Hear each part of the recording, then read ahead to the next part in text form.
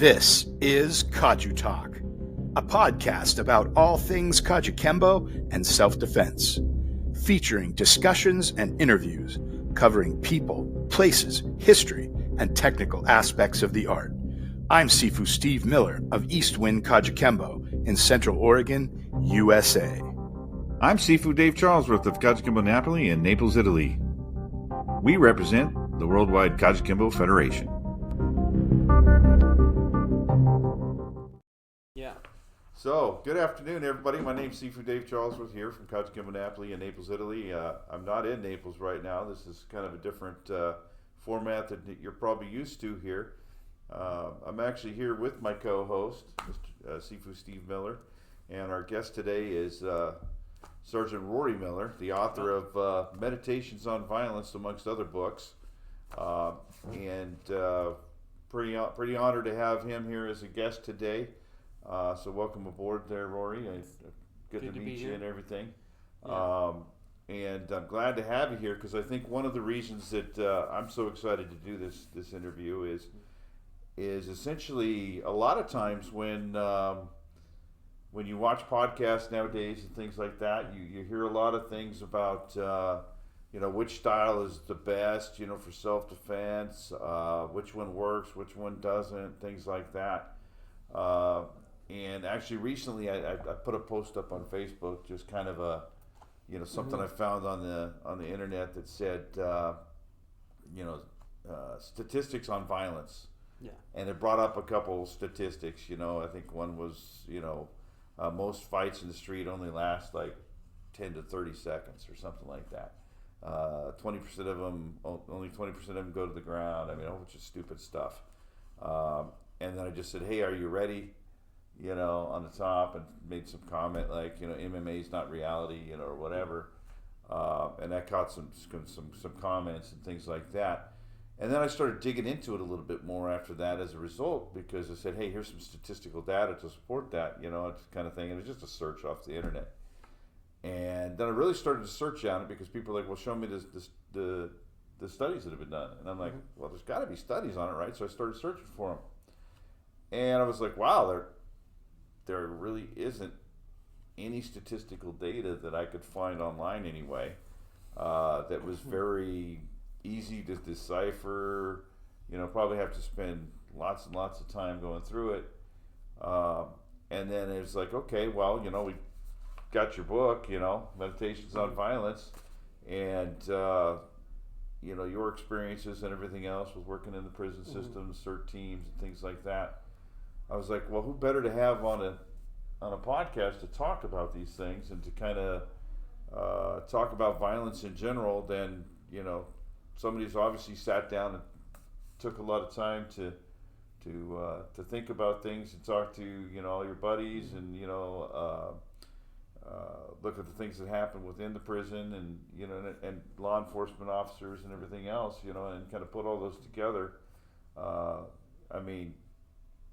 It'd be good to talk to you about that, I thought. So so here we are. Okay. Yeah, here we are. I need to back up some stuff. So the sergeant thing. When I wrote that book, I was a sergeant, not a sergeant anymore. Okay. But part of that is just fun because one of the things when I met Steve the first time, he could not talk to someone without mentioning their rank or about someone. Yeah. And for years, I would not tell him what rank I was, because it would drove him up the fucking wall. So it would be, what do I call you? It's Rory. Yeah. And it was awesome. I think he saw some of my certificates down in my study at one point finally. But so I knew the sergeant thing would have to come up, but no, I'm just Rory. Well, I just said sergeant, I think, because that's what on your book and whatnot. So when you're raised on either Sir, Sifu, Sensei, it becomes a habit. But it became kind of a little standing joke between it. And one day, because when I realized it was kind of a joking matter, I looked at him, he gives me this grin, and he's like, you're just dying to know, aren't you? Yeah. Well, what's funny now is it's always, with Steve, it's always like, rank doesn't matter anyway. Well, now I don't, it's like, who cares? It not only doesn't matter unless you're within the system, it's about the system, it's actually, I think, counterproductive. Because especially if I'm trying to train someone to stand up, I mean, you can look at a bad guy as an authority figure. He's trying to control your life.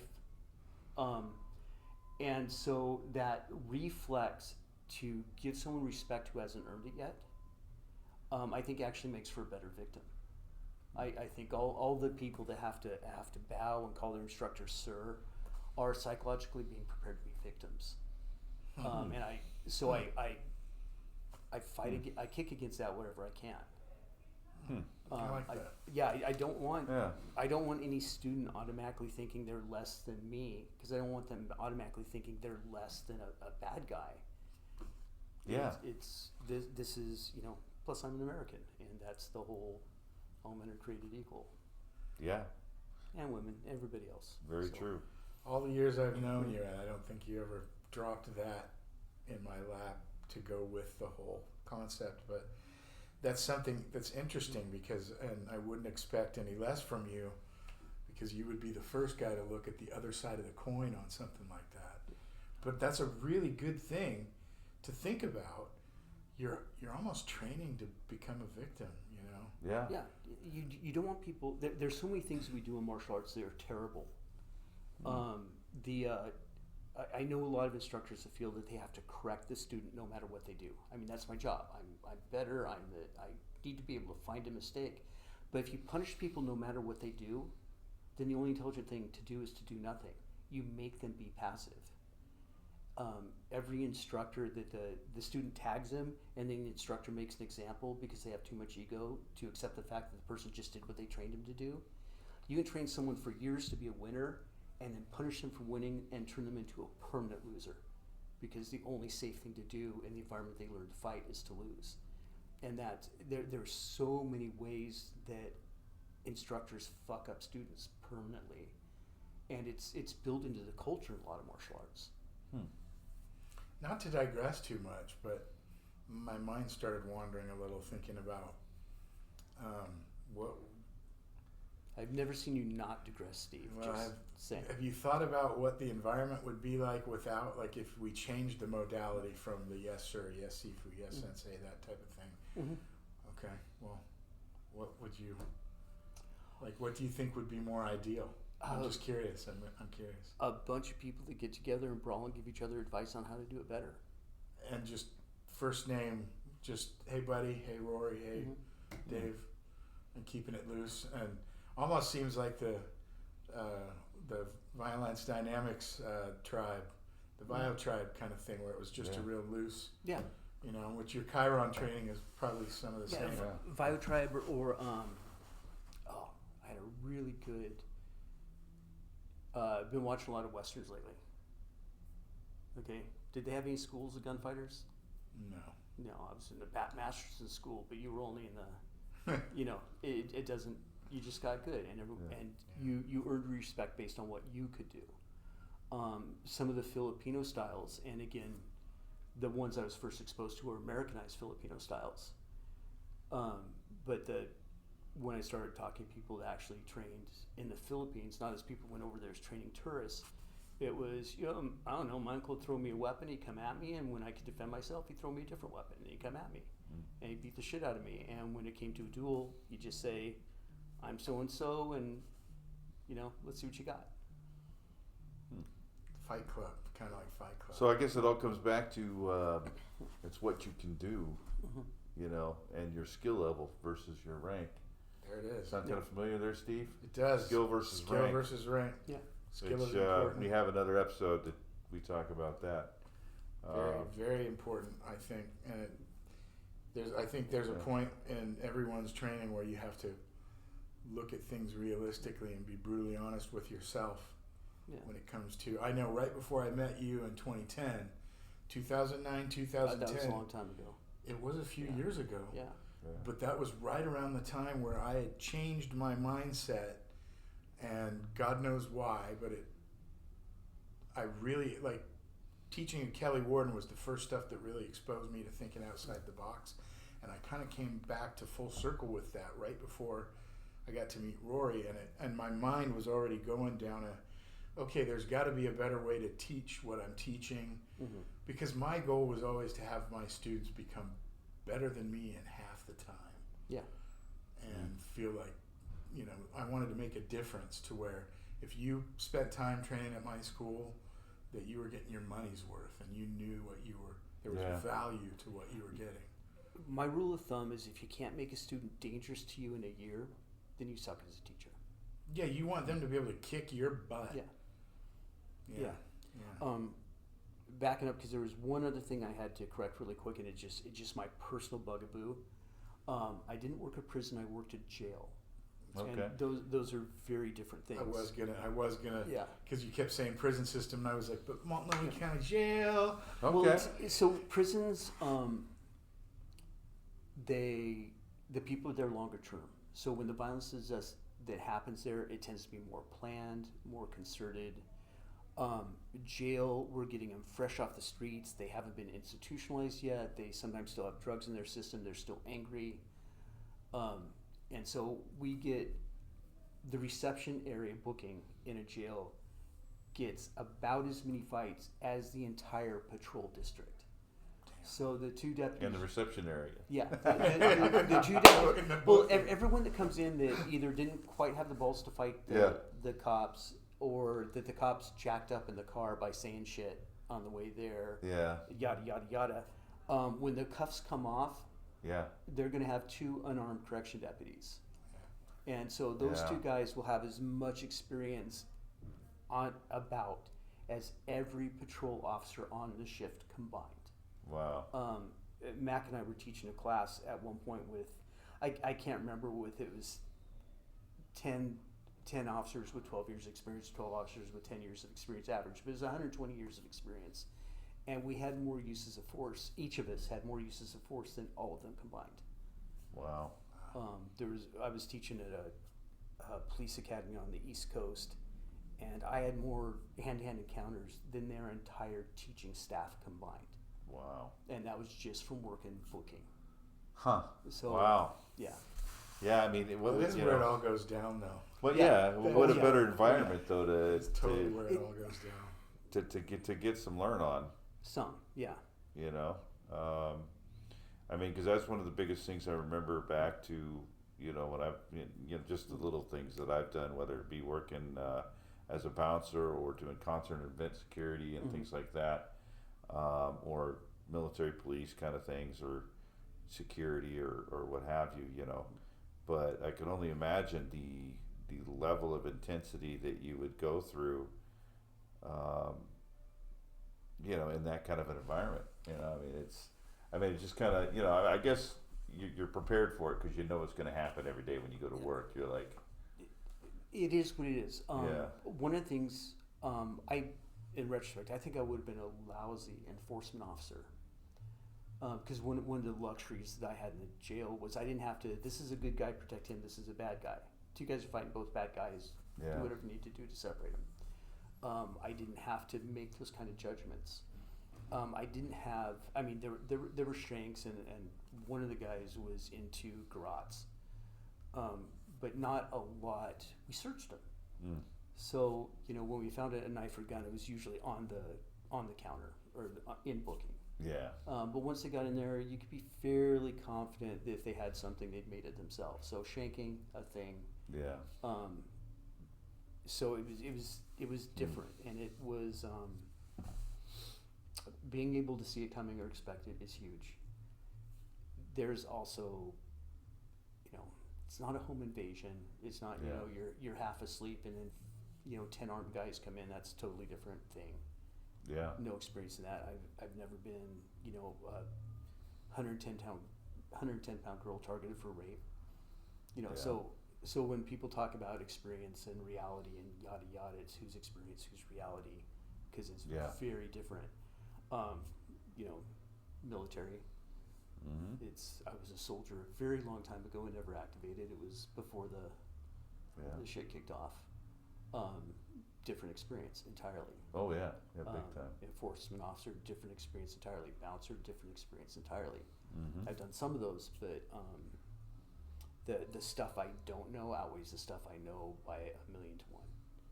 Oh yeah. Well, that's the thing is irregardless of how much training you've had, or how long you've been teaching, whether it be martial arts or non-lethal weapons or, 13 tactics or what have you,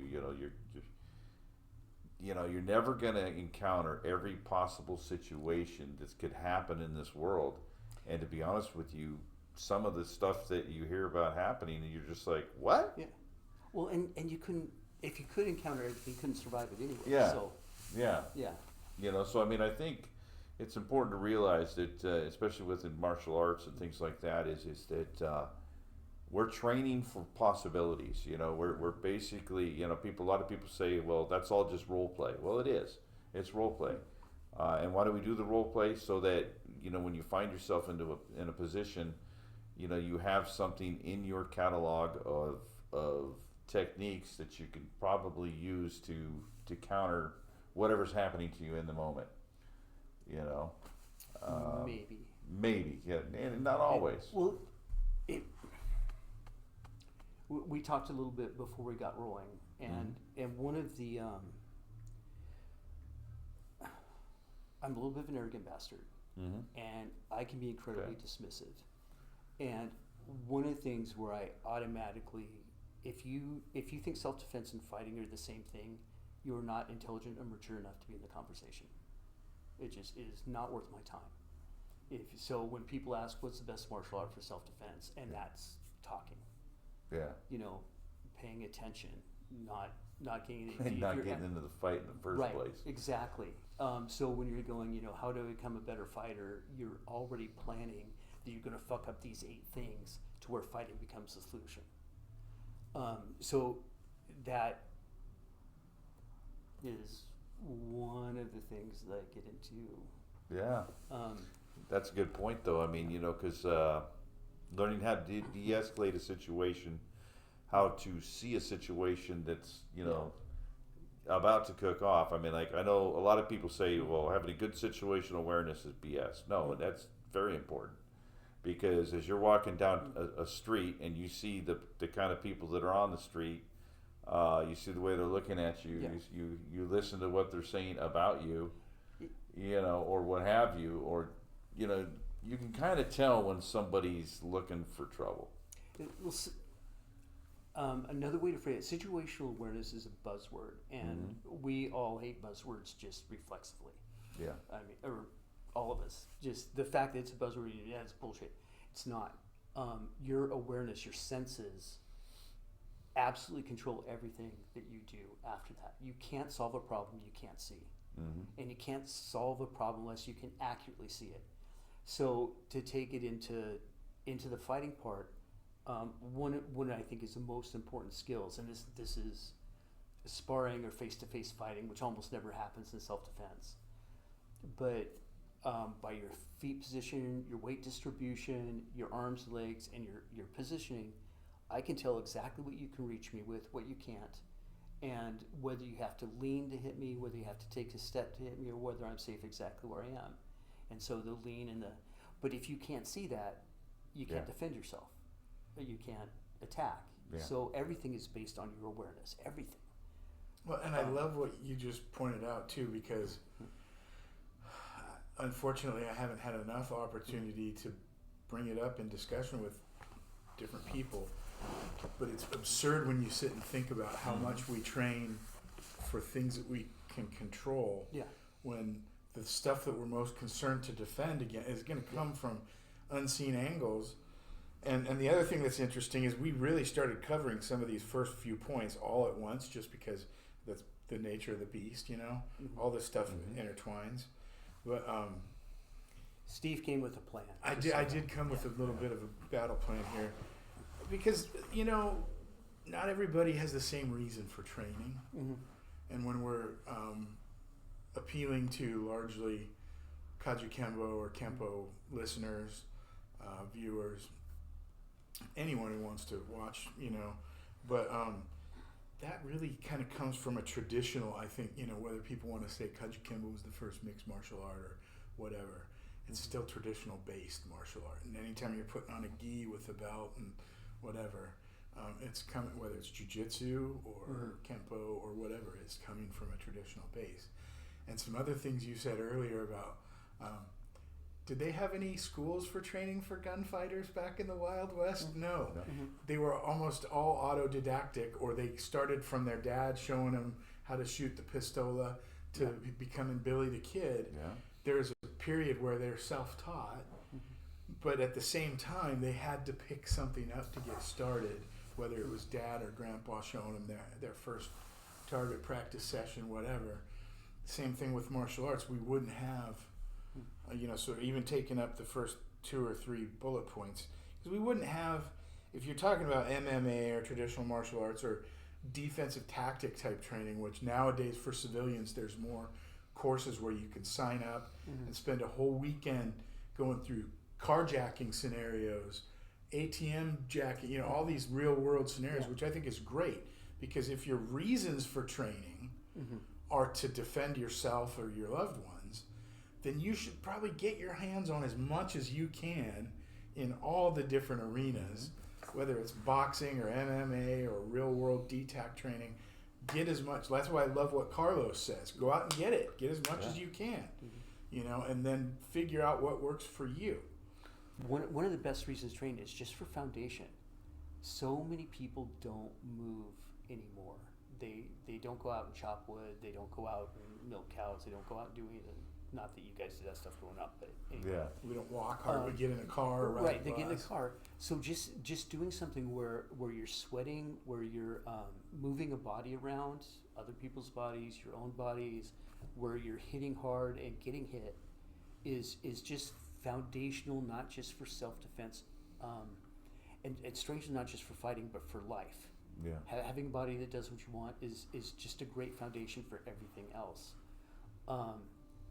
No one, or almost no one, stays in training for the reason they got into training. A lot of people get in training basically because they're afraid of something. Yeah. But you stay because it's fun, because you're hanging out with good people, because you're creating a tribe.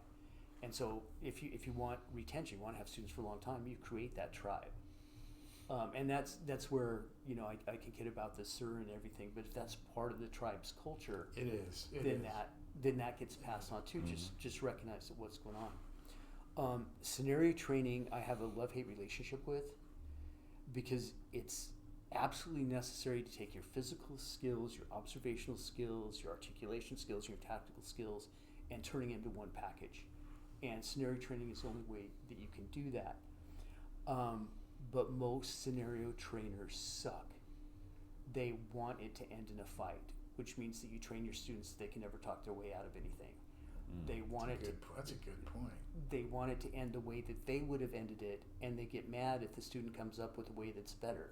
And by better, if I can get out of the situation that you would have fought out of, but I talked my way out of, my solution is better. And instructors hate that. Yeah. And if you run good scenarios, your students will amaze you.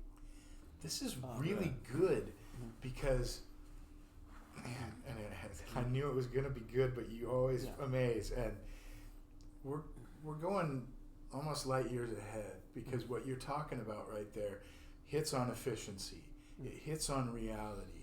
It hits on what do you, honestly, it goes right back to old Kenpo too, because Mitose Sensei said, and he's not the only one, the best way to end the encounter is when both parties are uninjured, and you've dissolved you neutralize the threat, you dissolve the situation. Well, and I think a lot of nowadays it's almost like you're training your students to escalate, like you just said, and arrive at the fight. Expectations. Right? It's almost like expectations of violence. Your expectation is, I'm going to fight you, and I need to know how to break every bone in your body, break your face, put you on the ground, stop you, and then always remember to restop. Almost discounting. I had to quote him. And they're almost discounting and disregarding way viable solutions that will get a much better result, but it's because the expectation is you came here to learn how to avoid or get yourself out of a tussle, And so, but that is great what you just said. But when you start from a fighting school system, that's where it goes. No one's going to sign up. I started judo. I love judo. No one's going to sign up for a judo class where they spend half of it talking about how to avoid a tournament. Yeah. You know, sign up for judo to learn how to avoid using your judo. Yeah. And so as long as self-defense is martial arts based, it's going to keep circling back to that. We just have to be aware of it. The other thing that about scenario training, you absolutely need to combine your physical training with your judgment training, and that's one of the things to do. Any decent martial art can teach you how to hit. Very few teach you when not to. Exactly. Yeah. Do you watch Craig Morris Shivworks on YouTube at all? I don't watch YouTube. Oh, okay. I like his stuff, and it's reminiscent of some of the things that I first got exposed to through you. Yeah. Just the type of DTAC type real world, violence survival stuff, and getting people to think in a little different. Well, he did undercover for a long time, so yeah, if he's the guy I'm thinking of, yeah. Yeah, he's good. He's good, and he points things out like what you just touched on, which is, I mean, a lot of times unless you have somebody pull you outside of that box to do a little thinking, it's hard to find your way outside that box in the first place. Well, the reality is you and I have talked about some of the things that have happened with me in my lifetime, and what you just said kind of plays to the situation that I had talked with him about.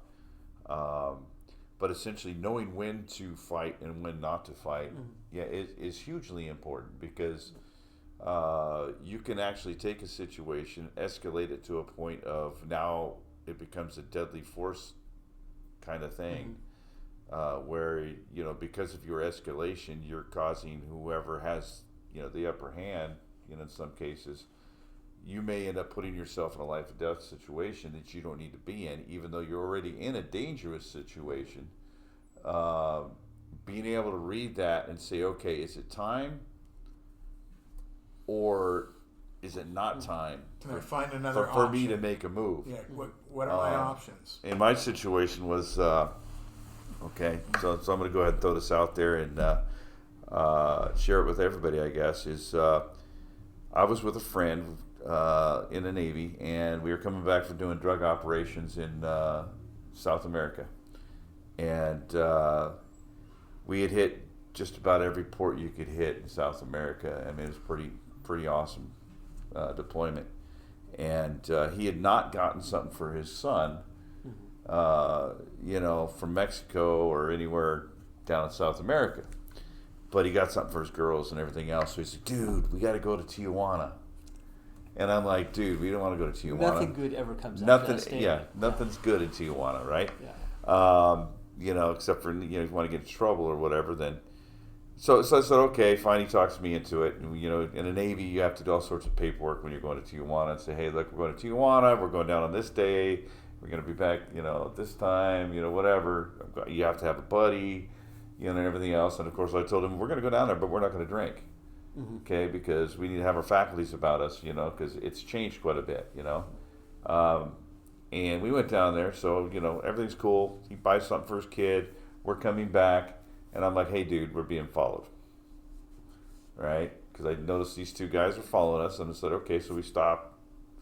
He pretends he's tying his shoe. I just turn around and look at these guys, and I'm just like, yeah, I see you, and they go walking past, I'm like, okay, cool. They're far enough ahead now. We can probably continue, Well, I don't know if you've been to Tijuana. It's been a long time, but yes. Well, they have a bridge right there where basically you walk up these ramps, or there's stairs that you can just walk straight up. And we're walking up these ramps up to this bridge to cross this, drainage ditch, basically. You hope that's water. Yeah. Yeah. Well, it's usually dry. And so we're coming up this ramp, and then one of these guys that was following us turns around and walks right up to us, right? And I'm like, okay, what's going on? So I'm ready to go. But then he walks up to my buddy. He's like, hey, can I get a light? And he's like, oh, no, I ain't got a lighter. He goes, wait, I got this cigar. And we're continuing up the ramp as this is happening. And we get up to the top of this ramp, and there's these two Tijuana cops standing right there. And this guy goes, oh, and he throws down what, we were thinking was a cigarette originally, right at the cop's feet. Of course, he's like, oh, what's that? And he's like, oh, picks it up. This is marijuana. All of you against the wall. Next thing you know, long story short, I end up handcuffed to one Mexican guy. He gets handcuffed to the other guy. And we're in this shack at the top of the bridge, given the riot act, right? And basically the extortion begins is what this was, right? So it was a trap. It was a well-laid trap, and we ended up in it despite my good situational awareness. Obviously it wasn't as good as I hoped it was. But long story short is he ends up running to the ATM machine to get more money to give to this Tijuana cop. And then while this is happening, the Tijuana cop turns his attention towards me and tries to start extorting me. And he's like, you got money? I'm like, oh, I ain't got no money, I spent it all, or whatever, And so he ends up first thing that happens is my buddy had a pocket knife on his keychain, and he has it. He says, what's this for? And he's like, he uses it for work. And he pulls out his knife, goes, no, that's not what knives are for. And he flips it out and sticks it up to my throat. This is what knives are for. So I feel the steel up against my throat, and I'm like, okay, is it go time or is it not go time? And I'm like, okay, I'm handcuffed to a Mexican citizen. I got a Tijuana police guy right here messing with me. He's a bad cop, obviously. His partner's down those stairs. They both have weapons. Probably not a good idea yet, unless, I really think he's going to hurt me. He's not trying to hurt me. He's just trying to scare me because he wants my money, right? So I'm like, okay, not time to go yet. So he puts his knife away. I'm like, okay, I guess I was right there. Then he pulls out his pistol, drops the magazine out, shows me there's rounds in the magazine, puts it back in, racks back, and next thing you know, it's kind of lazily pointed at my face. And I'm like, is it go time? Once again, I'm handcuffed to a Mexican guy. So if I'm pretty sure I could break his neck. But then I got this guy jumping on my back and his partner at the bottom of the stairs. I'm going to lose. Is my thought process, right? And so I didn't do anything. So I'm just like, okay, I'm just going to continue to play the game. I know it's a game, and then my buddy comes back in the middle of all this, obviously, and then finally it's like, okay, he gives him a couple $100, and he's like, okay, he unhooks us, and he's like, get out of here, and we take off, But that's a perfect example of knowing when to fight and when not to fight. Because had I gone for it, I probably would have got shot. They would have made up a story about what I did, and everything else, But I mean, it's and it's also a good story to talk about when you're talking about piss poor self-awareness, I guess. When it was pretty good at the beginning when I seen these guys following us, but once I thought we foiled the plan, I guess I lost all track of what was going on. I forgot how it ended because it's been a while since you told me that one. Yeah. And I was thinking, how did this end again? Let's say you don't get shot. Yeah. Let's say you decide to fight. Yeah. Like you said, you could break his neck. Yeah. What's the Navy going to do when their servicemen, they get a bulletin that you broke the neck of a cop? Yeah, true. That's the thing, too. Where are you going to go? That's something. And that's the other thing, because, it's and clearly, we had done nothing wrong. But, and I knew that it was a scam, and these guys were probably all buddies. In fact, the two other guys were probably like other cops that were just wearing civilian clothes or something. But there's a lot of bad cops down there in TJ, so I mean, I want to back up because there's some mental gymnastics that we throw a moral label on almost everything. Mm-hmm. So when you say you did nothing wrong, you mean you did nothing immoral. You did nothing illegal. You did nothing that in our culture a cop is supposed to correct. Yeah. But not adapting to the environment you're in is. I did several things wrong. Is a different. and this is one of the things that we conflate the two. Yep. If you did, it's entirely possible to do nothing wrong and still get shot by a cop. Yeah. Because you did something stupid. Exactly. And in certain contexts, stupid is wrong. Never make someone with a gun make a fast decision. Yeah.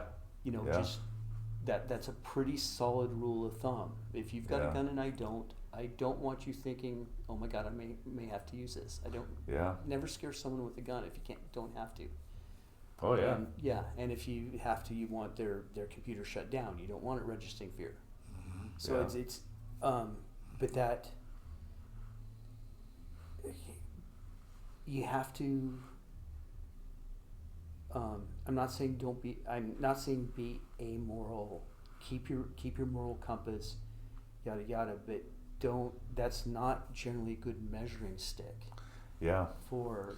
And every decision you make, you have to consider the actions, the consequences, and everything else. I mean, it's I might be able to get myself out of the first situation, but then the next situation, and then what you mentioned was a completely different situation. Because so let's say I'm able to get through all three of them, okay, and now we're going back across the border, and we get back into the United States, we might make it, without anybody identifying who we are or whatever, but we might not. There may be some video footage somewhere or something of what happened, and they go, this is the guy we're looking for, and now you're in Mexican prison because you defended yourself while you were being extorted by bad cops, but they're still cops. And there's that legal consequence again of and moral consequence. I just didn't be moral, but one of the things, some of the most fucked up fights you can get into are with excited delirium, people on PCP. Yeah. And sometimes it takes an extreme amount of force, but in the end, it was a kid with fucked up brain chemistry. It wasn't a bad person. And if you have to seriously injure someone who's not a bad person, it feels pretty shitty. That doesn't mean you didn't have to do it. If that's because the essence of judgment is if you have a choice, then you don't. If you don't have a choice, then you do. Yeah. You recognize that you had a choice. You made the right choice. Mm-hmm. It's one of those that knife is coming into your neck. You don't have a choice anymore. Yeah. And you do, but it's the But again, we threw that moral, and I don't want to get into some of the shootings that have happened recently, but you put yourself in a situation to get shot, you might get shot. Yeah. And that doesn't mean that you're a morally bad person. You might even have a righteous cause or think that you have a righteous cause. But that doesn't mean that what you did wasn't fatally stupid. Yeah. Yeah, I'm just lucky that I guess that I made the right choices and I walked away. Breathing is that is a sign that you didn't make the worst choice. Felt a little humiliating, I guess, going through that scenario. In fact, my buddy was like, "Hey, don't you even think about telling anybody on the ship what happened because I have to be there for the next 2 years. You're leaving in a month." The ego thing. There was one kid, and I love this story. Not my story to tell, but I love it. The dude froze so bad he couldn't be mugged. He had. I don't remember the exact circumstances. Well, because it was, give me your wallet, and he just, and give me your wallet, give me your wallet, and the mugger eventually got bored and walked away. The guy froze so badly that he couldn't be mugged. But he was a martial artist. He's kicking himself. I should have. It's like you had the perfect outcome by every way you can measure it. No one got hurt. You didn't even lose any money. Yada yada.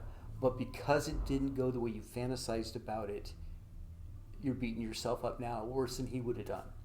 Yeah. And some people just can't take the win. The psychology of everything is so interesting, and then preparation is good, and the more the merrier, I would have to say. But even the most prepared person isn't guaranteed success. No. So there's so many variables that go in. what's really interesting is how much we have touched on points that I outlined, and we're just touching on them and bouncing around through all these different points that we're covering everything, which is good. And it's not, by checklist or anything, so it's flowing real nicely. And one thing I really wanted to make a point of directly touching on is, so obviously there's different, I love how you pointed out there's, there are, I think some of the biggest reasons people get involved in martial arts training is for the fitness, sure, because, but the tribal thing is always, and that's involved in so many things, not just martial arts, any kind of sport, all these activities, people definitely are tribal. But with martial arts, I think I don't know what the percentage is of people, what they sign up for, if anyone's ever done studies on it, but it's got to be for self-defense or using the stuff that people sign up to learn it, so I'm thinking a pretty fair amount of people that sign up are signing up with intention to learn self-defense. And when we're looking at all the stuff that we've talked about so far, there's so many variables, and all you can do is try to become as best prepared as possible, and then hope that things play out in your favor, that all your preparedness that you deploy, the skill set, and you might not even need to use the physical side of it. You talk your way out of it. That's always the best way to go. People that move well look less like targets. I've done this on other podcasts, and I don't want to repeat myself too much, but I've done a class. Have you ever heard me talking about why you should never train for self-defense? Probably, but it might have. Because it's bad math. The math is bad. So, do you train to go home to your family? I'm going to ask you this, Dave. Dave, do you train to go home to your family? No, I just do. Okay. So it's like how many hours you spend away from your family training to go home to your family? None. If someone mugged you, how much cash would they get? Yeah. How much you spent on training the last 5 years? Yeah. If other than a horrific injury, how many time lost injuries, and this is for serious martial artists, have you had since you started training? Yeah, these are good and it's questions. and so you're breaking your various ribs and getting shoulder dislocations and choking out so that someone doesn't beat you up later. And it's like no one. So you're going to get beat up to learn not to get beat up. And then when all that is said and done, if you're going to martial arts or self-defense because you're afraid something bad will happen to you, then imaginary bad guys are already controlling your life. Pretty much. So if imaginary bad guys control it, why the fuck? So no one should train because for fear. They should train because training is fun, and they love training. They love what it does to their body, their friends, and there are all kinds of great reasons to train, but fear is not one of them. Yeah. I think we make a lot of our own mental mountains out of mental molehills, you know? And then there were so many things running through my head while you were saying all this, too, that I lost track of some of it. Wow. But it took me back to what I said.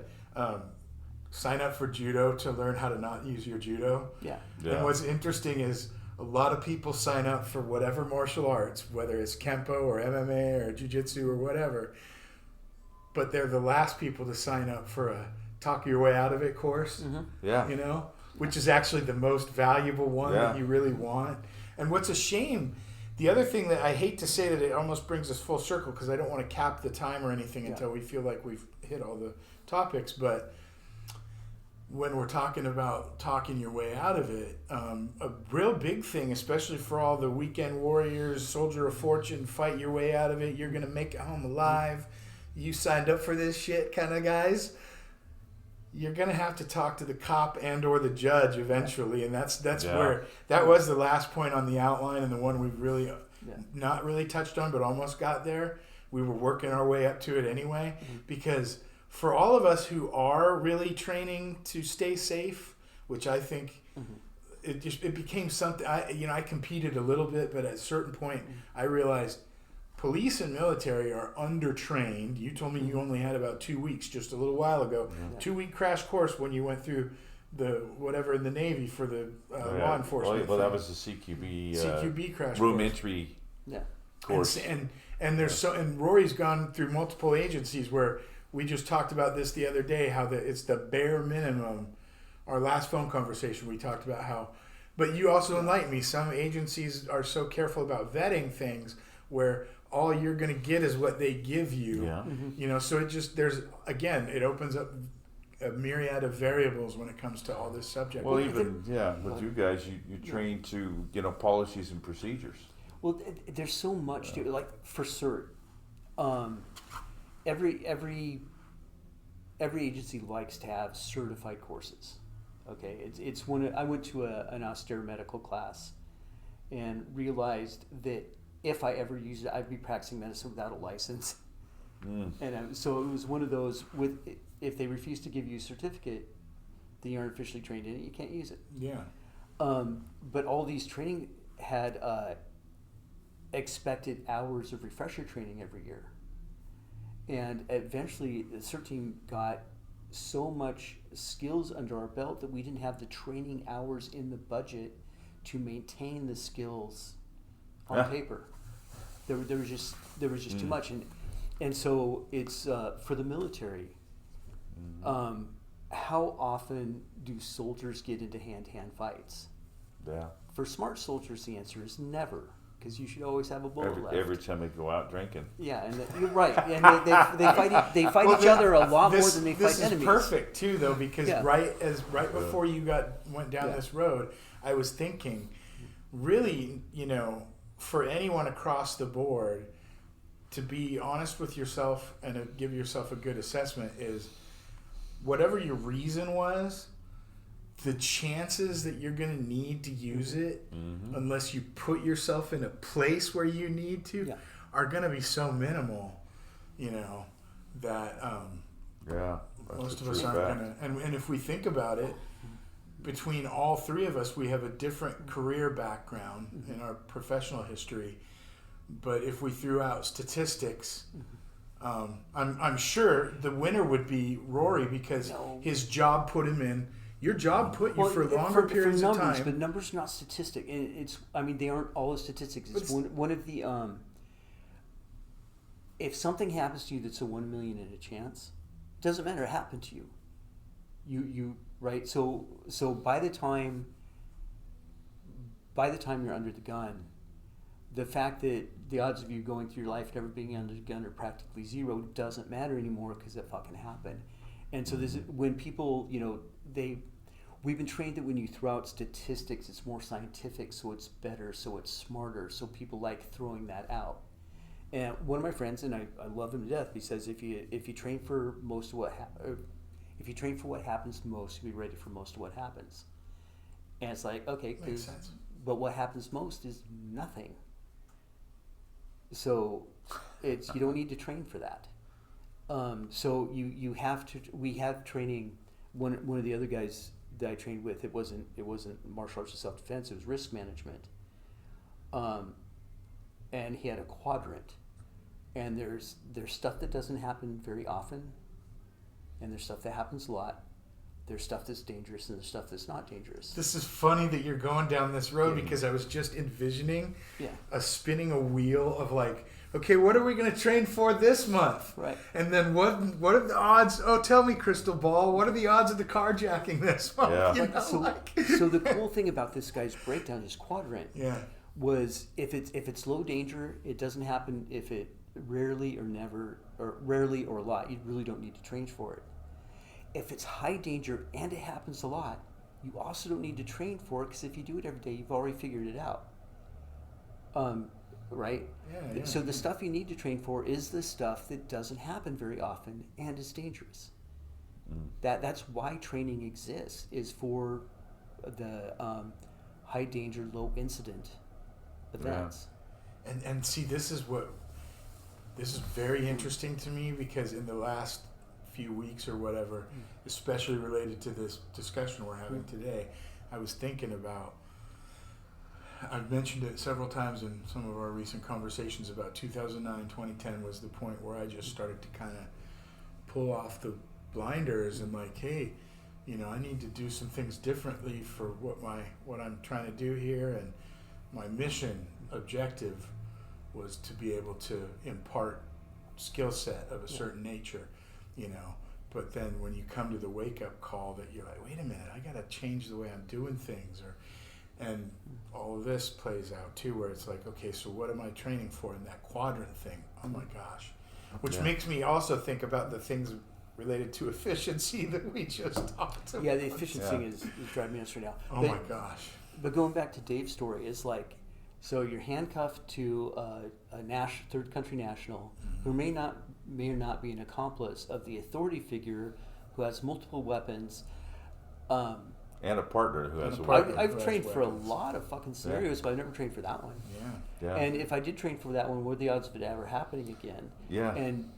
But there's a guy named Lawrence Gonzalez who wrote a very cool book called Deep Survival. And one of his,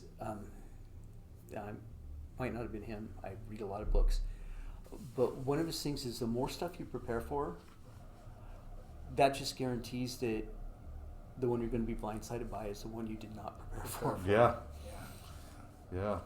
I mean, and that's what's funny, because I mean, you hear a lot of times too, when you talk about people training in martial arts and things, and I don't train that, I don't train that, I don't train that, I don't train that, because I just train the principles, and it's like, okay, so why do you have belt requirements? Certain things you have to do to each one of your belts, in the martial arts, and I think it's, essentially what we do is we just try to prepare people with the minimum tools that they need, that they, can learn essentially basic body mechanics, how people can hit me, how I can hit them, how I can defend against them hitting me,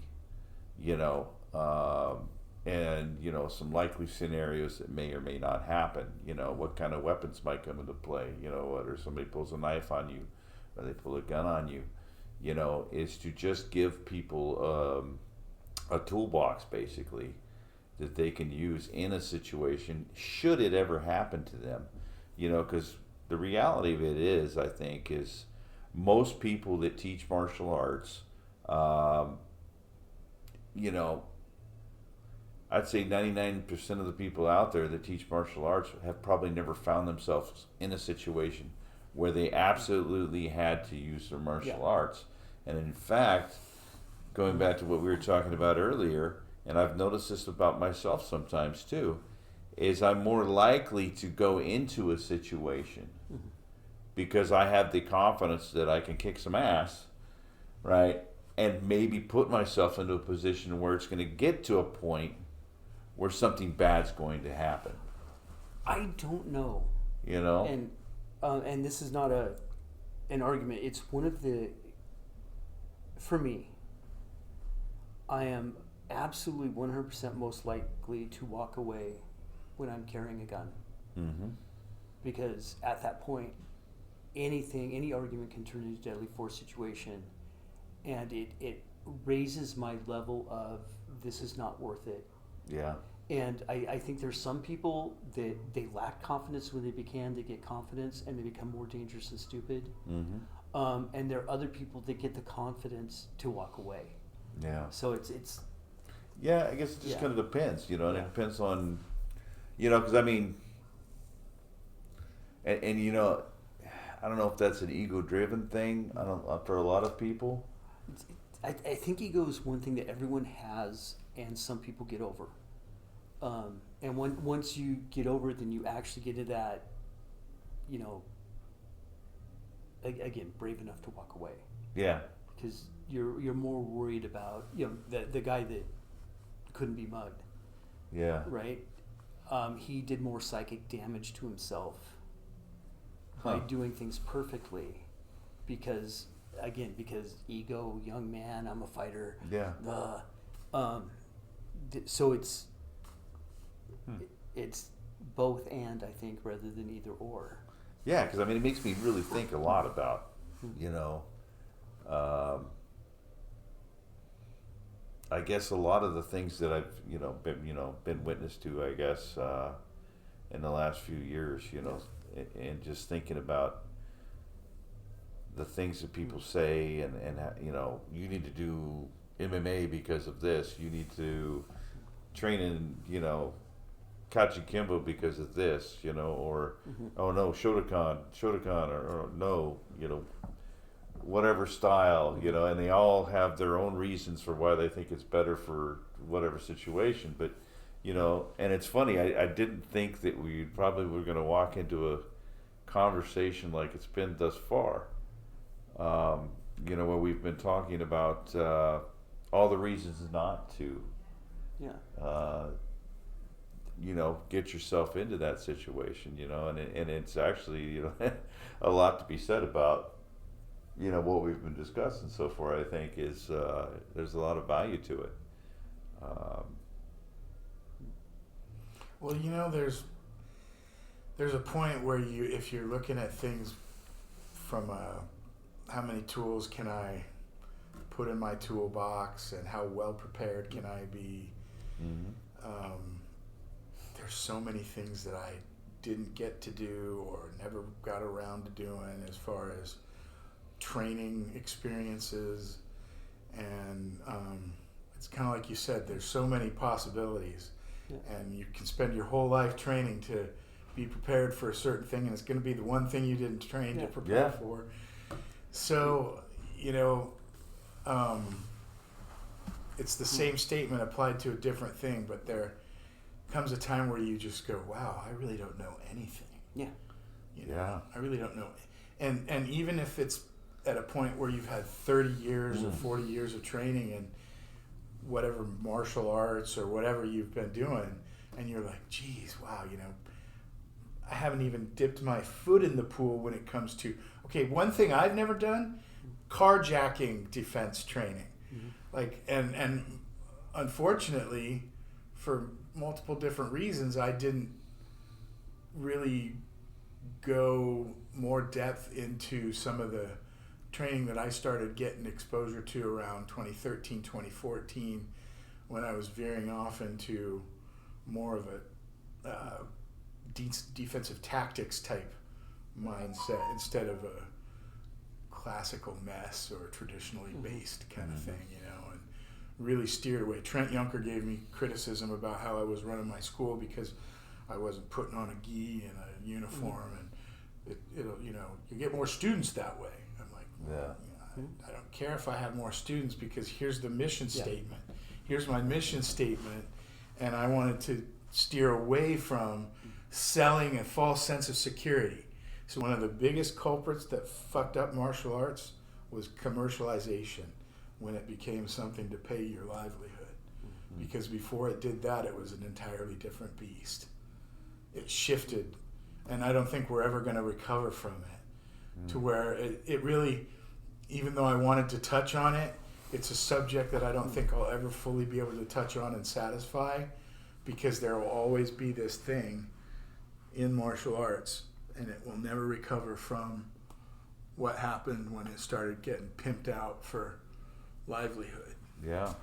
Well, and I think a lot of the stuff that, you know, that I talk about when it comes to, you know, this is why you want to do this or that, or training this or training that, is it comes down to a lot of the, you know, perceptions that people have about martial arts and the training. In fact, in your book, I know you had a thing in there where you talked about the elephant, and you got three wise men that went up and touched the elephant, but, you know, all three of them were blind, you know, and so one goes up and touches the side of the elephant and says it's like a wall. You know, the other one goes up and touches the tusk, and he says it's like a spear. You know, and then you have a little play in there, only it's curved, very blunt and everything else, but it'll still mess you up. And then the third one goes up and touches the trunk and says, well, it's like a snake, right? And all three things are very true observations, you know, however, it doesn't encompass the whole elephant, you know. And I thought about that for a little bit, and I was like, wow, well, you know, that's kind of true, you know, because a lot of people are, you know, they're really on the MMA bandwagon, and there's a lot of people that are on the traditional side bandwagon, you know, and then I guess there's some that are in the middle, because, you know, anybody who's a Kajukenbo guy like me We think of ourselves as being one of the first MMAs, because, first mixed martial arts, but yet we're still somewhat traditional because we all wear the uniforms and we train like traditional ways and, concentrate on a lot of the values and stuff that come, I think, from traditional martial arts with loyalty and honor and, and all that stuff involved. But it's all about perceptions and what is it that you expect out of the martial arts, And even violence is cultural. Yeah. I tease a lot of knife guys and knife defense guys because it's jail knife fighting. I can teach in 30 seconds and it'll destroy most of them. It's because knives are used to kill people they aren't used to fight with, and if you see it coming, the guy has no idea how to use it.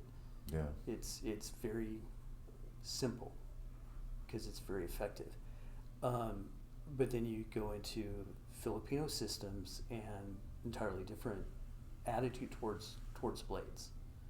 You go into fencing, entirely different attitude towards blades.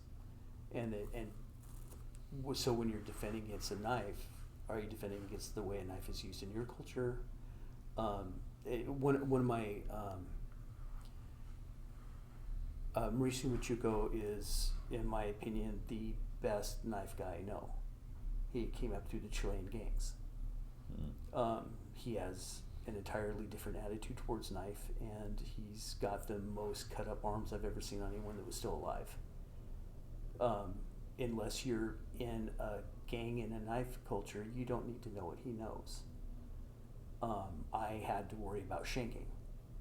And anyone that would ever get mad enough at me to use a knife on me learned how to use it in a jail or prison. Yeah. And that has a very specific attack mode. Other than that, if you don't piss off your wife in the kitchen, which is, no one ever attacks this way, it's one of the most common attacks because people piss off their wives in kitchens. It's what you're exposed to. So the violence, you have expectations, and then what works has expectations. And if you can take what you've got and make it work right. One of the criticisms of karate is that karate training doesn't look anything like karate sparring. So is a problem with the training or the sparring? Because I'll argue it's actually with the sparring. Karate works really good in a very, very narrow focus, but the range that they choose to spar at is a range where everything else works better. But if you want to play a game, if you've done any basic karate, we have a game called Karate Sniper, where you spar.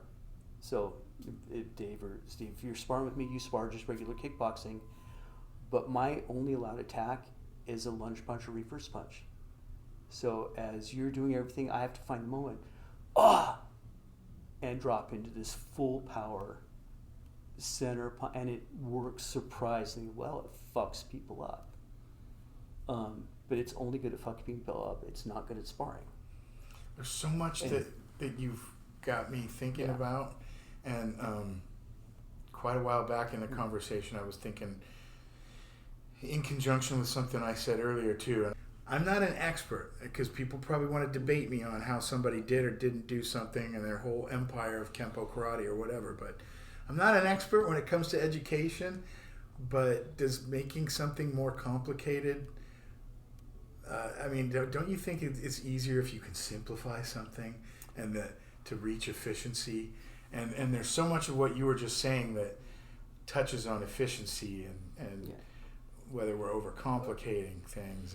But humans are a type of monkey that hates efficiency. And so they like complexity. One thing that could almost be a whole episode and goes back to they didn't have training for the guys in the Wild West and whatnot. Jailhouse rock, 52 blocks, this kind of stuff. People who learn how to fight in jail or prison, that's a completely different culture. There's no gi, there's no belt, there's no lineage.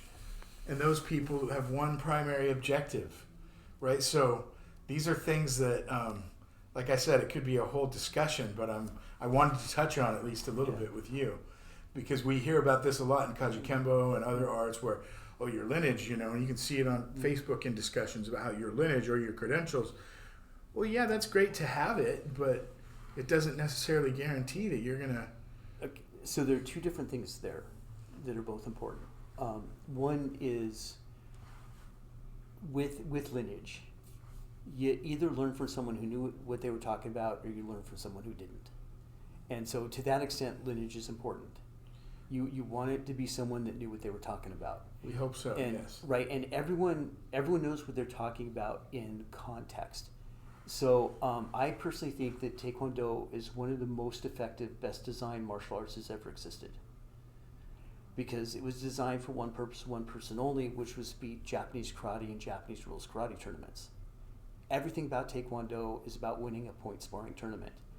It's not that kicks are 6 times more powerful than fists. It's that they're 6 times harder for a Japanese ref to pretend he didn't see it. The hitting with the top of the foot, which is almost impossible to hurt somebody with, but it makes a loud slap, so a Japanese ref can't say, I didn't see that. I didn't hear it. Everything about Taekwondo is designed purely to humiliate the Japanese in their own karate tournaments. And it is the most brilliantly designed martial art for that has ever existed, for what it was designed for. But and I know some people know it was designed by the Korean military and that's frankly bullshit.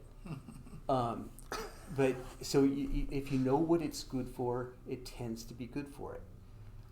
Some, like you said, were designed to make money for the instructors. And for that you need it to be complex, and you need to have levels, and you need to have, we can't teach you that, you aren't a black belt yet.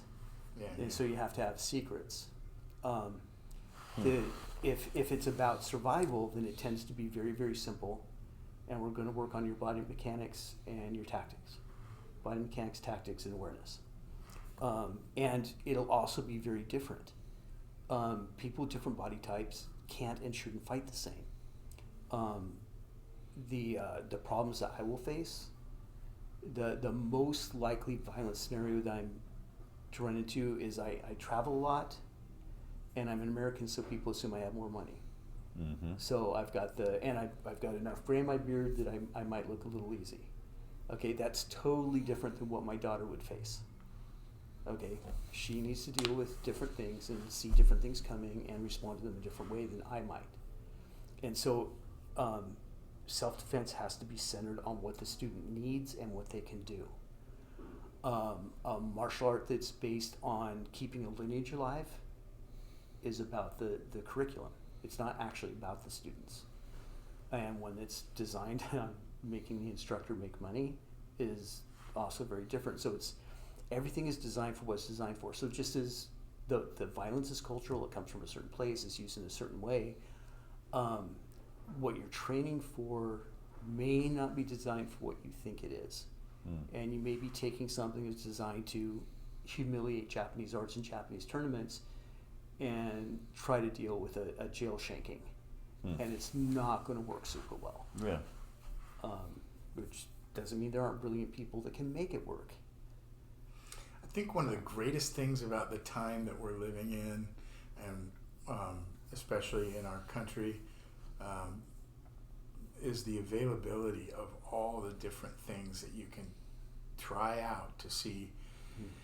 And then you kind of have to do your own realistic personal evaluation as far as what your reasons are going to be, what you're going to be using it or not using it for, those kind of things. But you only have so many hours in the day. There's only so much time that any one individual or group of individuals can dedicate to any given pursuit, whether it's martial arts, self-defense, knitting, whatever. So, but with martial arts alone, there's so many different styles. There's so many different ways to approach the training. Is it a sport-based system? Are you training to fight in the cage? Are you looking to become better at arresting people? Are you taking it on the battlefield? And then just getting out there and trying to, figure out what you want on your plate, because there's only going to be so much time to come back to that. Because you can't just expect to get a knife, sharpen it once, and then expect it to stay sharp forever.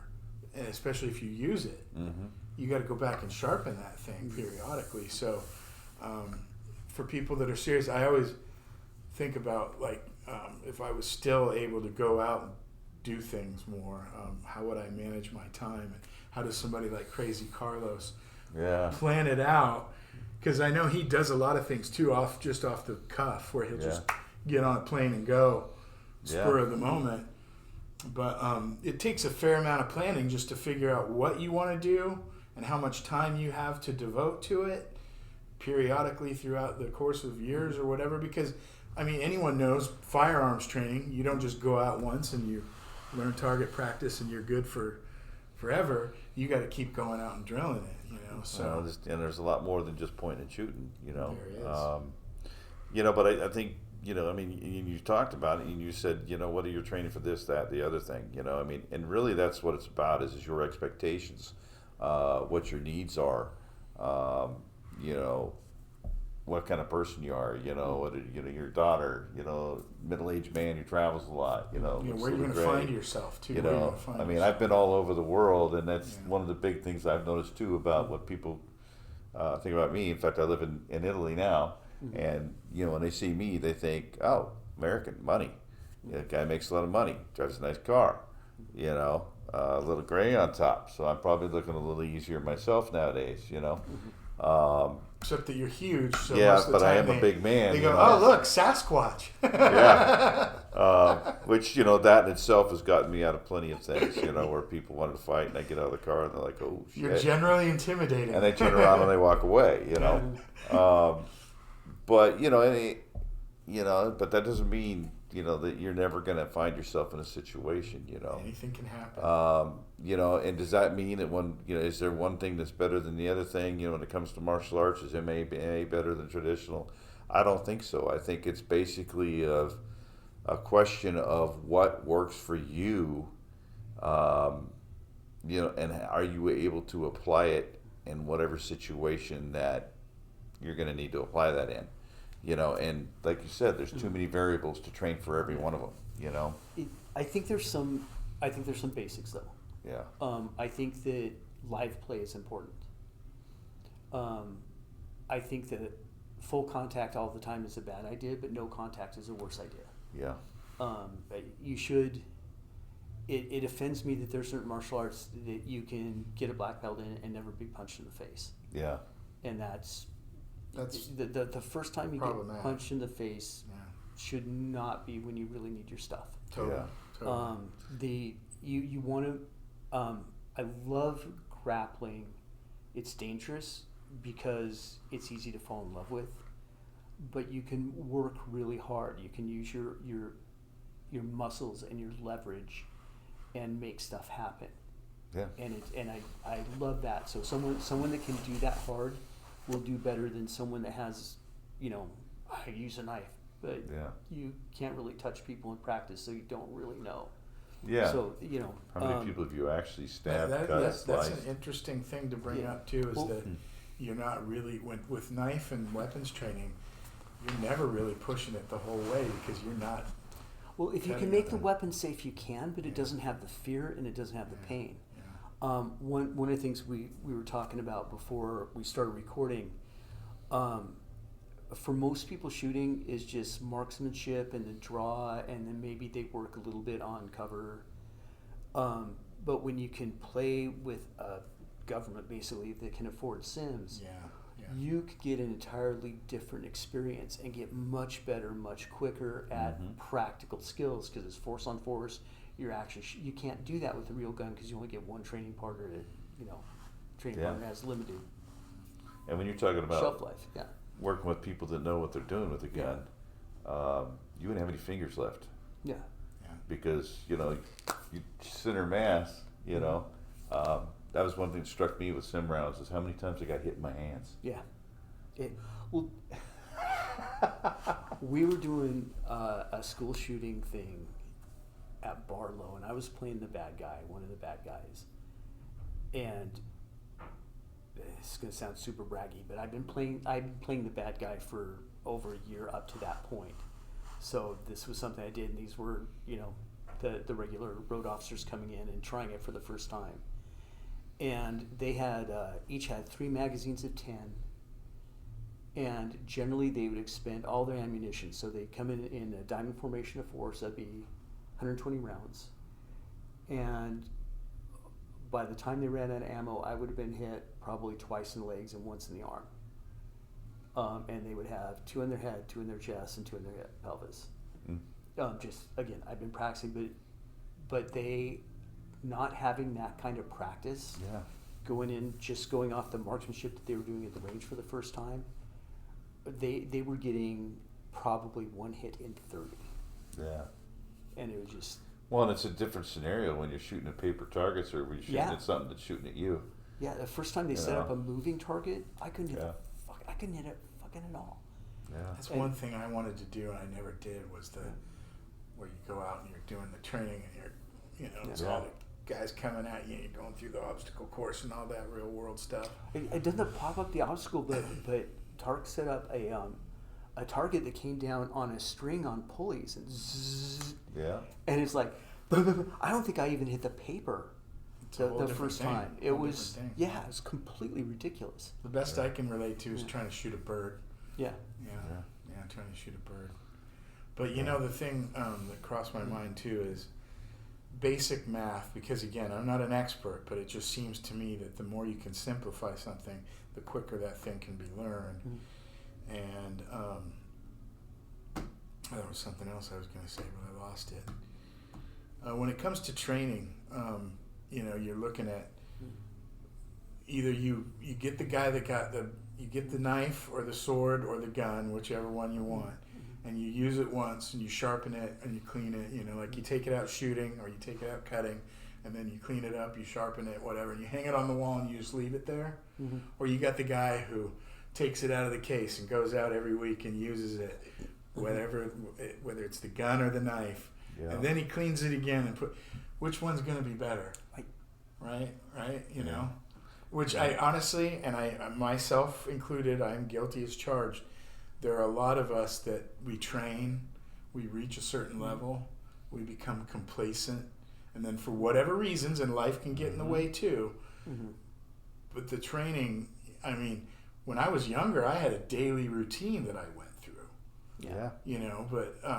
But we had no responsibilities when we were younger we had to worry about. School, everything didn't hurt. School was a responsibility. Everything hurts now. Yeah. That's the thing is, it becomes more of a challenge as we get older, as life gets in the way. Yeah. So that's where I'm not here to criticize, but to encourage, because I know all of that, and I was in the club of guilty as charged that you get fat and lazy, and for whatever reasons that life brings to the table, these things can happen to any of us. So the objective is to try to avoid that as much as possible, try to keep those tools sharp, especially if one of your primary reasons for training is to be prepared to survive violence, because when violence happens, like you said, it's most often when you're not expecting it, coming from an angle that you're not expecting, I don't want to kick over a can of worms, but I kind of do. Go for it. Because when you start, you're learning all this new stuff, and you're young and dumb, and you've got, just pushing everything as hard as you can. And then sometimes you find out something that is like, oh, none of that was necessary. It's one of the things, if we're at close, like clinch range, and we're clinched up, and you go to punch me, I can push your shoulder back and it's not going to connect. I can pull your shoulder forward and it's not going to connect. I can shift you to the side and it's not going to connect. I can shift you to this side and it's not going to connect. After I demonstrate that, then the next thing I demonstrate is get up to a clinch, just hands on the shoulders, and have the person throw a flurry of punches at me. And I don't try to do anything specific. I just fuck with the shoulders. And this person does a 30-second flurry and can't connect.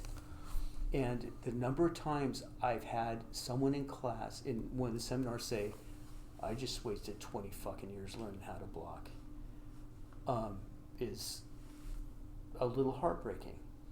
Because it's not that what they learned was useless. It's that And one of the things, have you guys ever heard in Japanese arts, kime?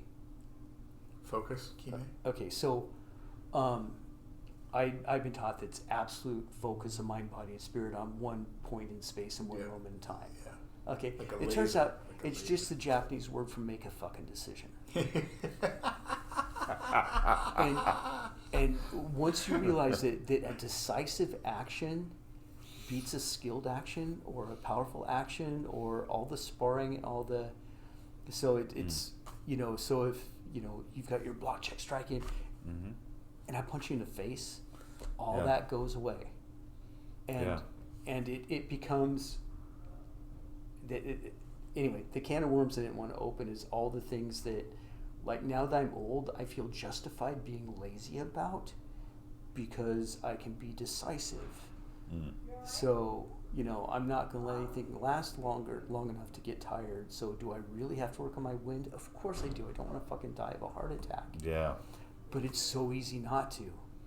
It's so easy to get old and fat and lazy because... Well, I also think there's a point where, even early on in the conversation, this came to mind about how it's a dance between two bodies, because a lot of things it's all just based on anatomy. Yeah. And then understanding the anatomy in motion, the relation between you and your physical body and the other person and their physical body. And some of those videos we were watching yesterday with the grab the wrist stuff, the Kosho stuff, where you might go, what's the value in that? Well, you do that for 10 years and you get good enough with being connected to a person's body, and then the body's moving around together. You realize that if someone grabs you, you can, feels like you're doing nothing but taking a little step and giving a little tug, and the person goes thump, because you get so good at it. And as someone who's done a fair amount of judo and whatnot, you know what I'm talking about. So there's a takedown that I particularly like that looks like nothing.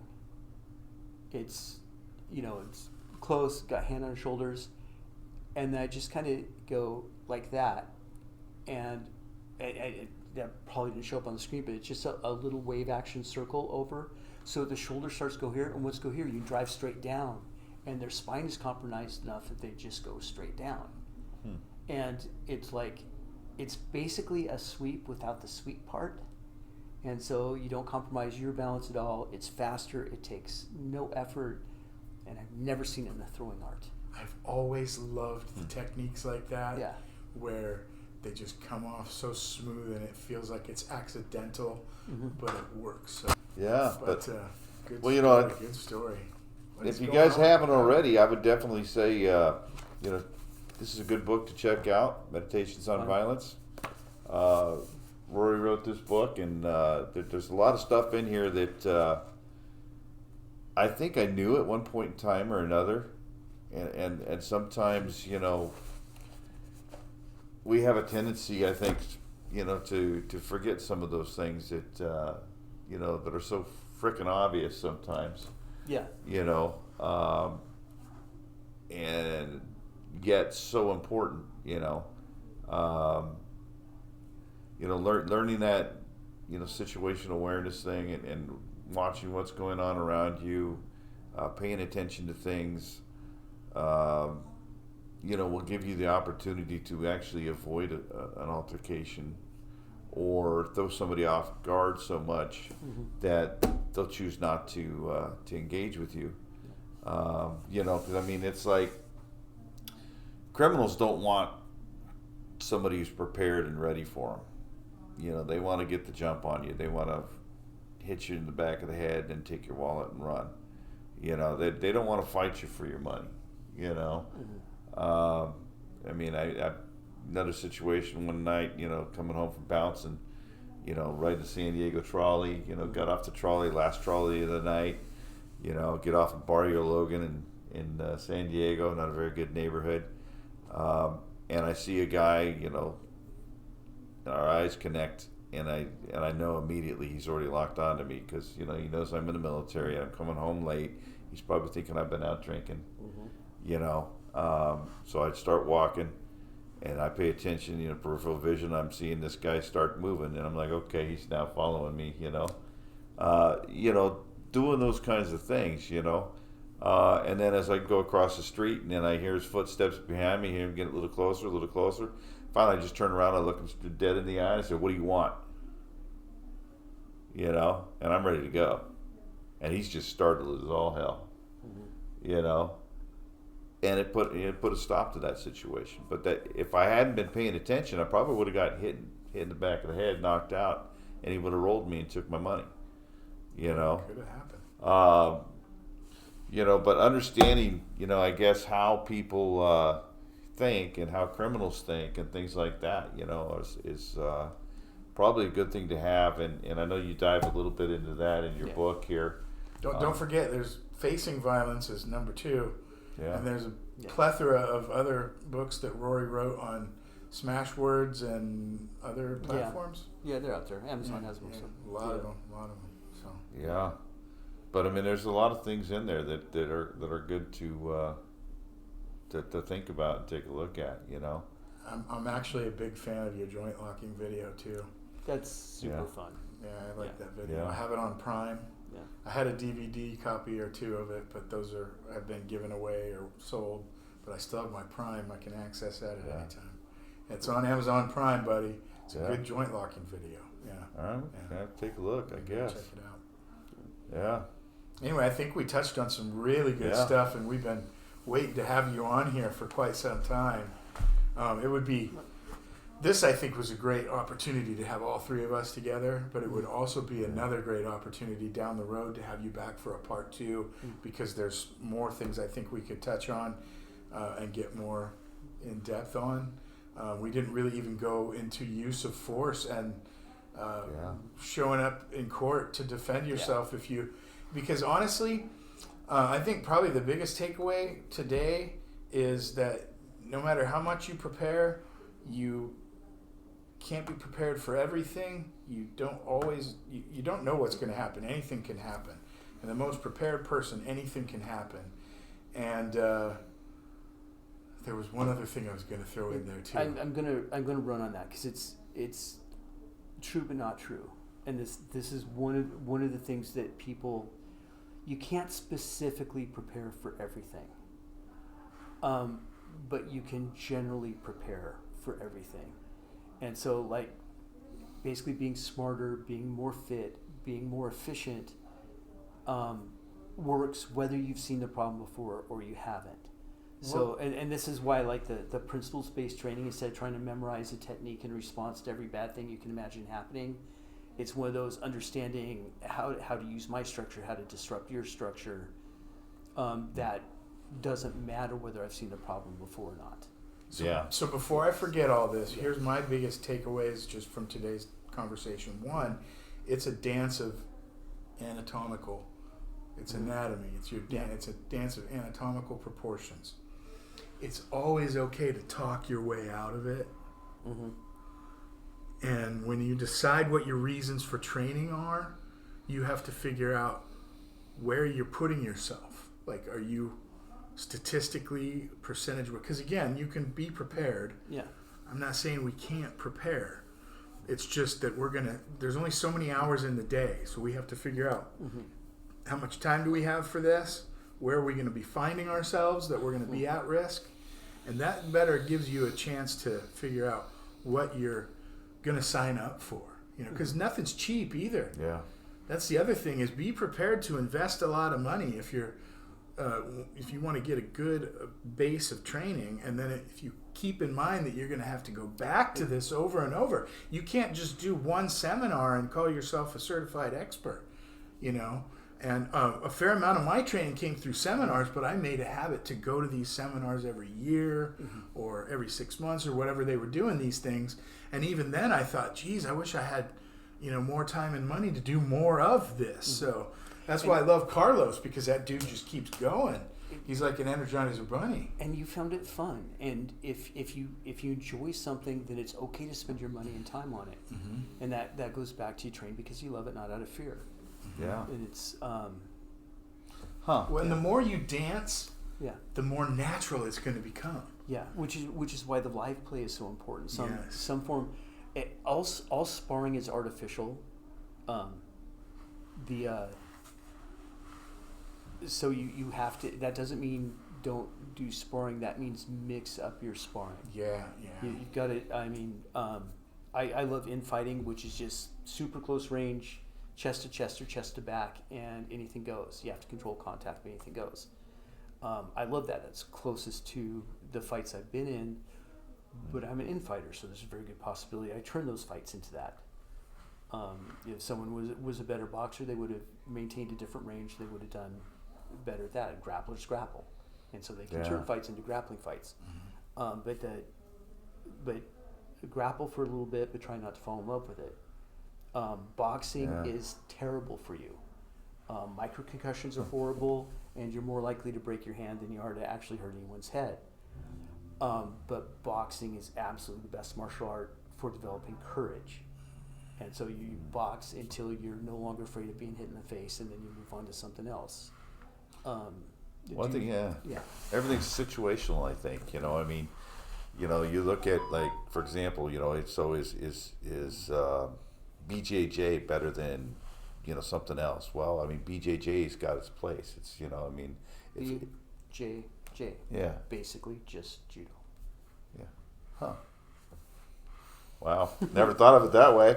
But I mean, like for law enforcement, right? I mean, that application might be very good for, a situation where you're trying to control somebody. The best control for law enforcement, in my opinion, is small circle jiu-jitsu.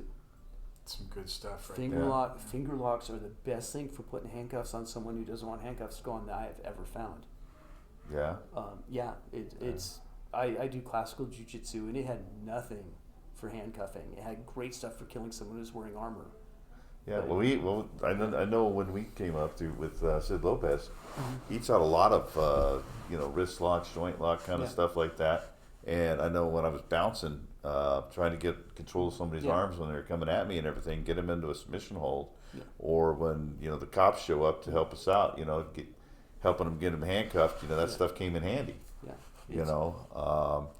But I think that everything kind of has its place, so to speak. And I know that there's always a lot of people that like to, pit one style against another style, things like that. But just like you said, you're never going to be able to train for every situation. However, there are also only so many different ways that a human can attack another human. Right, with no weapons, obviously, right? Now, if you want to start bringing in, weapons, I mean, you could go, okay, now I got whips, I've got nunchucks, I've got knives, I've got guns, I've got long guns, missiles. Short guns, tomahawk missiles, whatever. I mean, there's just, so many different things that can come into play. But when it comes to martial arts and things, that we all do, they're all the same, but different. It's not a one-size-fits-all. Casey has a saying. Casey Kakaisen, he's a SWAT officer and multiple black belt. That if you take whatever you got and you use reality to chip away whatever doesn't work, it all pretty much looks the same by the time you got something useful. Yeah. And the thing with that though is you hear about, has it been pressure tested? Okay, let's talk about pressure testing for a second. What does that mean? Does it actually work in a fight? Okay, so how many people are actually going out in the streets and getting into fights to see if their techniques work? One that I used to stumble over, the people would say it works against maximum resistance, and it's like, because they were talking about whatever sport they did, and it's like, that's not maximum resistance, that's sport resistance. It's different. When someone is trying to take you out, they aren't defending themselves in any way. They're either flooring you or trying to stab you or hit you from behind. They don't defend themselves. It's fully assaultive. And that's the stuff that works against that is not the same stuff that works against sport resistance. The different levels of resistance are different, and thinking that the resistance you've worked against is the right one or the real one is probably not correct either. Have you heard in Kali circles and Eskrima circles There's no defense, only counter offense. I've heard it. Yeah. But then if you say, oh, and then whenever they move, you poke them in the face with your stick, then they go, you can't do that. So, yes, I kind of agree, but then when you apply it, then they get all upset. Yeah. Oh, There's so many things why I said it would be great to have you back for another one, because if I can take notes sometime tonight and I go back through and reflect on what we talk about here, we've talked about today, there's things where I was like, oh man, we could go have a whole nother discussion about this. Oh man, and it is funny. No matter how much you try to prepare it and you think about it, when you actually sit down and you just start talking about things, you end up going in so many different directions, and especially when you get people of very different experiences, it could go into so many different directions, So I mean, well, and the topic alone, for whatever reason someone is training in martial arts, it's highly individualized. It's not a one size fits all. Yeah. It's very personal. People get into their activity, their combat sport, for whatever reason, and it always is a personal thing that is not a one size fits all. And just to find your groove takes a fair amount of investigation. And I think, again, one thing that we're really fortunate to have here at this day and age is availability of all kinds of things, Yeah. It's a dime a dozen out there. There's a huge amount of luck involved. My first instructors, one had been a junior national champion and the other one had been on the West German judo team.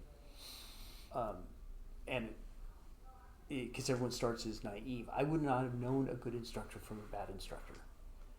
And I've seen that happen a lot. What you guys probably should pick this up. But you mentioned someone, don't use the name, but a 9th degree black belt that you both know. Okay, in the arts that I studied, under the age of 85, practically impossible. Things have changed. Well, back in the day, things not changed in some things. Things have changed in some places. Back when we were teenagers in Kajukenbo, Adriano Imperato was called Professor, not Sijo. There was the Professor, and then there were Sigums and Sifus. We didn't even have Sibak, wasn't even used back then. No, we didn't. What's the new one there? Soki, which actually is a kabuki theater term. Yeah. It doesn't come from martial arts at all. That's the... This could be a whole episode where I go completely critical on the state of the union of martial arts in general, but I don't want to do that because we're out of time today. But that is something that I could unload. Talk about kicking over a can of worms. Yeah. And just Kajukenbo alone, but that would be kicking a dead horse because it's been discussed by probably a billion other people on a billion other podcasts. And it's not just in the Kajukenbo world. Jiu-Jitsu, the list goes on. The list goes on. Yeah, I mean, because we didn't even really get into, I guess a lot of the violence type stuff, and everything that you talk about in your book and everything, and which is kind of, something I'd like to get into someday, because war stories. Well, I just find it so interesting, and. In a weird sort of way, I guess, because, like I said, when I go down that rabbit hole and I try to find, any statistical data that supports, a lot of the things that I think about violence and how things work, there's not a lot to find. That would be a good one because there's a reason why there's no science on this. Yeah. And the short answer is science is based on experimentation, and in the 70s they instituted these things called ethics committees at universities, so you can't scare people or hurt them for science anymore.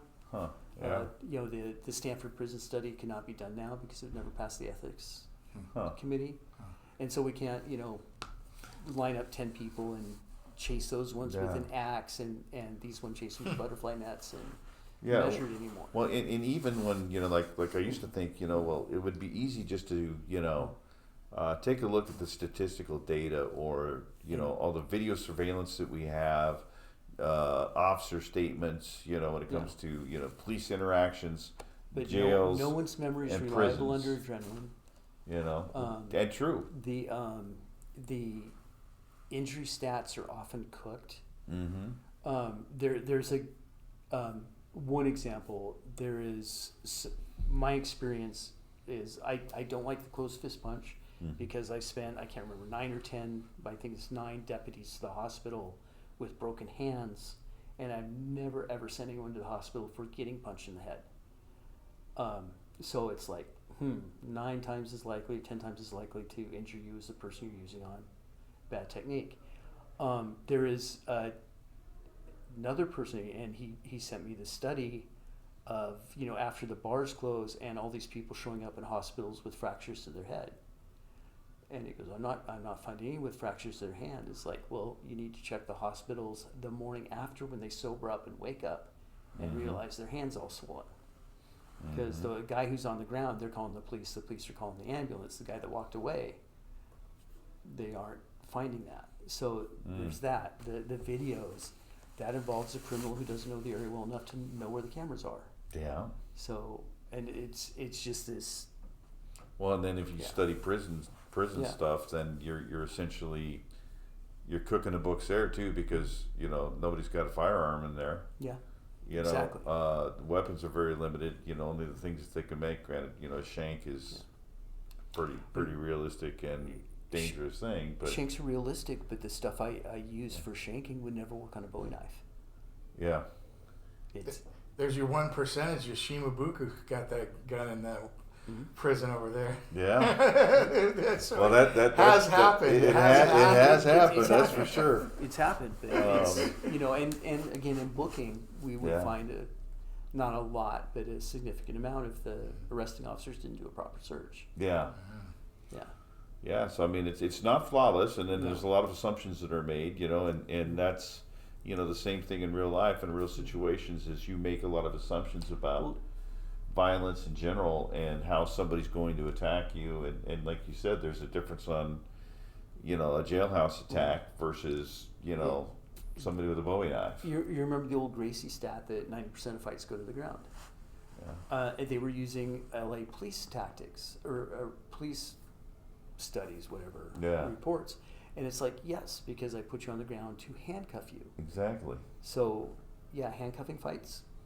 Go to and the ground or over a car hood or up against a wall. Yeah, if you're using police statistics, that's a true statement, because you have to take them to the ground to control them so that you can actually handcuff them when they don't want you to. And I'll argue that a serious fight, one person's going to the ground. Yeah. Yeah. And, so, I mean, there's so many different variables and so many different things, to think about, and then, people say, well, you got people and they call themselves street fighters, right? Well, there's not as many probably nowadays because you go to jail pretty quickly and things like that because of how easy it is to identify people with videos and everything else. When they bother. Yeah. And that's,